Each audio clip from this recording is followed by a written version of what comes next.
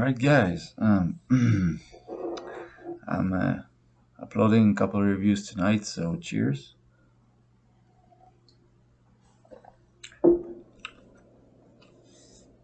And it's the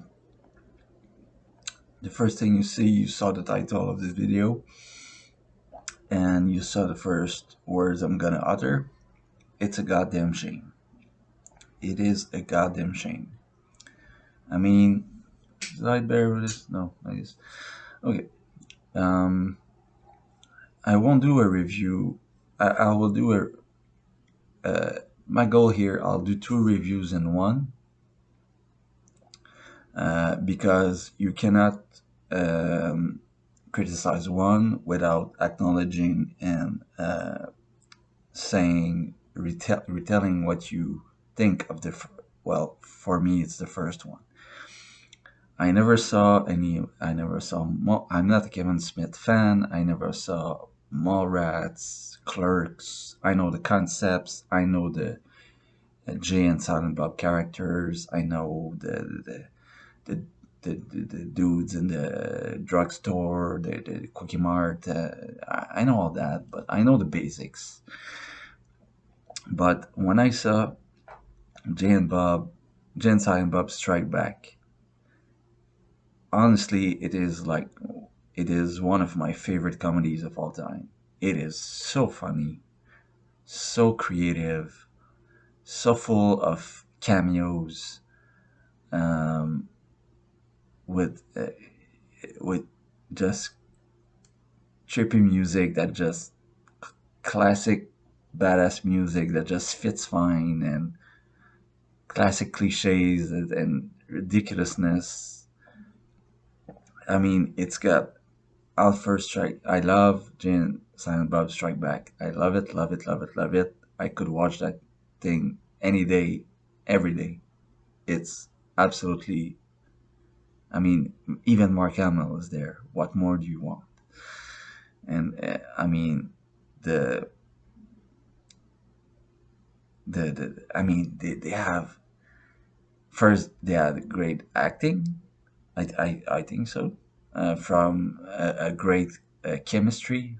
I mean, they always have chemistry because they must be best friends in real life, or I don't know. But Jay and Silent Bob is a very funny concept, and of course, I mean, the world related to the world of the comic books, and they're making a movie about it, and it was in the age when the internet was just starting, and the movie reviews and all the satirical elements bound into that. It was played so well.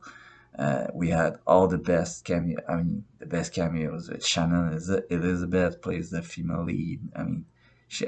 I mean, you can say what you want about Shannon Elizabeth. Yes, she's gorgeous, but she's a good actress. Why not? Why not say it? She's a good actress. She's funny. She's charismatic. She works well. I mean, she's very, very. She has a body charisma. Um, Acting charisma. She really in a good role. I think it's a shame we don't see her more. I think she could do plenty of things, but whatever. We have Eliza Dushku. We have I mean Resident Evil people. We have we have Ben Affleck, of course, one of the funniest cameos from the start. We have Mark Hamill. We have Carrie Fisher. We have George Carlin. That may he rest in peace. One of the greatest comedians of our time. It's really it's a blast. It's an absolute blast from beginning to end. And I mean, there's not a single bad scene or a single bad word said in this movie. It's just a small gold nugget of perfection, of comedic perfection. And then we have Jay and Silent Bob the reboot. It did. I was I was like I came to I arrived at this movie by almost mistake. Like I was just browsing, and I said, "Did they make another one?" And I don't know. How could I not know? I'm such a fan of the original. I mean, how the fuck can I don't know this? And I went, sure, I want to watch this shit, of course. And I mean, oh my god, Kevin Smith looks absolutely the same, except he have lost weight, whatever. But my god, Jay has done a few too much drugs. he's he's still funny, but goddamn man, drink it. I don't know, make less, do less meth or whatever you're doing. Um, but that's not the movie's problem. It's not the appearance. Even we see Shannon Elizabeth, she looks the same. 20 years later, it's like wow, she's she's an atomic bomb. She's in the good sense. She's gorgeous. Um, but everything, and I mean everything, script, acting, comedic, um, comedic fashion, the style, the music, the cameos, everything that made the first one great. I call the first one Strike Back. I don't know if there's any more, but I don't care. Everything that was right in the first one is absolutely horrendous in this one. They tried to make, uh, they tried to. I mean, I'm assuming Kevin Smith wrote this. It looks like him. Um, he wrote. I mean, he seems to write all these fucking movies. So I don't know. I'm not a fan of his. I think he's very lucky to do movies, to have money to do movies, because he's a nerd that tries to be a shill to make a little money, but he's still a nerd, and he's like constantly in the middle of the weight scale, if you want, no pun intended. Um, Congrats for him. Props for losing weight. Hey, good. I don't care about that. I don't care if he's fat or skin or whatever. Um, I mean, and I saw that Clerks 3 just went out, so he did three Clerks, and I mean, and he did Tusk, and he did a lot of fucking movies. One with Johnny Depp, and now he's trying, yeah, and he's trying to put his daughter in every fucking movie he's making now. And I mean, she's not a bad actress, but the script is just so forced, so obvious, so lame, so pathetic, so shallow. So it's everything that um, that's the irony of this movie, of Jay and Silent Bob Reboot. It's that they want to make a pun on the word reboot and associate it with every element of the movie. But by doing so, they fall in all the traps of a reboot, which is the ironic downfall of this movie. Because what do we complain about? Star Wars reboot, Godzilla reboot, um, Batman reboot. I mean, what are all Superman reboot? What are all the things we complain about? It's cliche. The script is stupid and very full of plot holes. It doesn't respect the mythos of the character. It doesn't respect the style. It is very lazy in where it be. If in an action movie, the action is lazy. If it's a horror movie, the horror is lazy. If it's a comedic movie, the jokes are lazy. And it's like the easiest path towards inch by inch towards the finale and towards the end of the movie.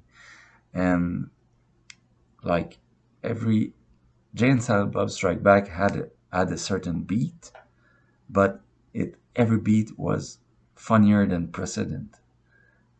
In In Jay and Silent Bob Reboot, it's the it's contrary.